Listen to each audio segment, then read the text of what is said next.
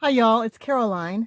And yes, I know it's been a while, but something happened yesterday and decided to make a quick video. Okay, so I use these magnetic vent covers for my dye storage.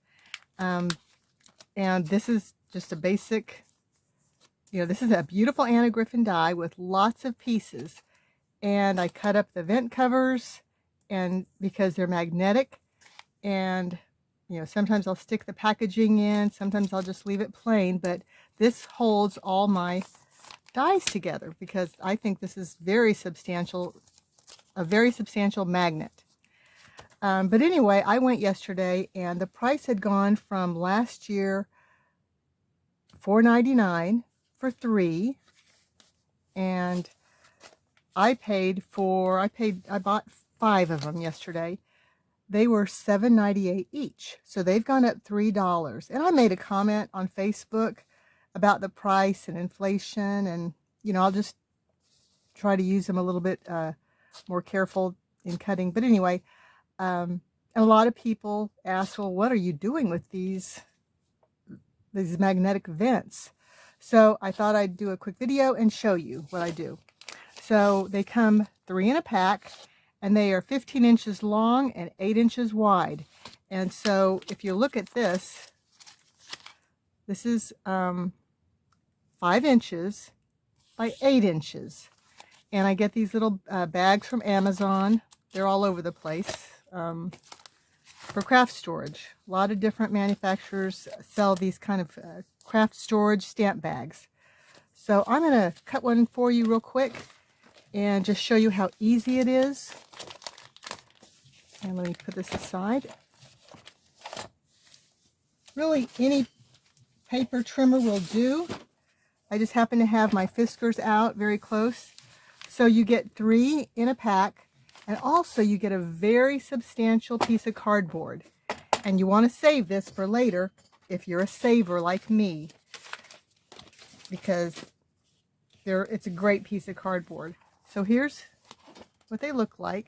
It's one sheet, magnet on one side, and plain, and it's not magnetized on this white side. Let me put this aside here. So you just measure at 5 inches.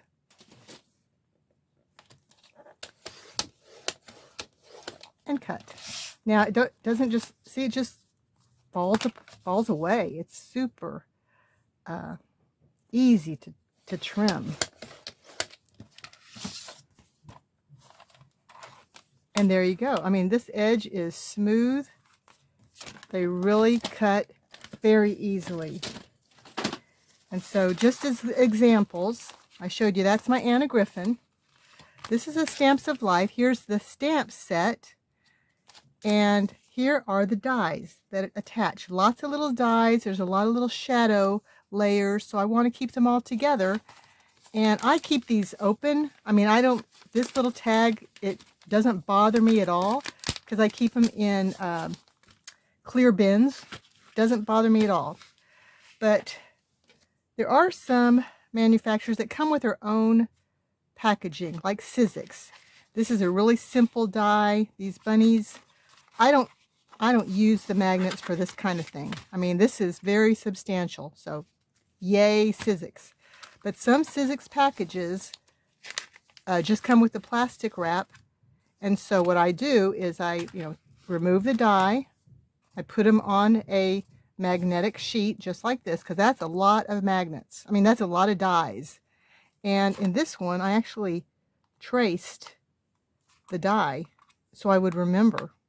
That's just something I do to not all my dies, but sometimes when I'm just thinking I might lose something if I've used it, I just trace it in a metallic Sharpie.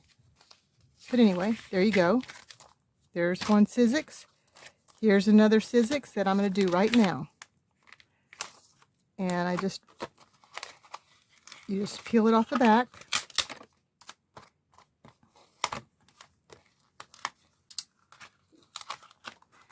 Now, because I'm going to be saving a little bit more magnets now, I mean the magnet sheets, I might use a smaller cut on this one because I don't need a whole sheet. But I'm going to put it in my same packaging, and there you go. So this is primarily the size I use. It's getting 3 magnet sheets out of 1 long sheet, and then some I do trim smaller, just like cut them in half. See there, cut them in half, and get you know, double the cutting. Anyway, I hope you enjoyed that. I hope that does answer some questions. Again, like I said, the price went up. That's the whole reason I was just kind of making a shout out, was because they did go up $3 in the last few months, and I'll just probably be trimming them down a little bit more. But this is my magnet storage I've been using for several years. I've done hundreds of dies this way because I have lots and lots of dies.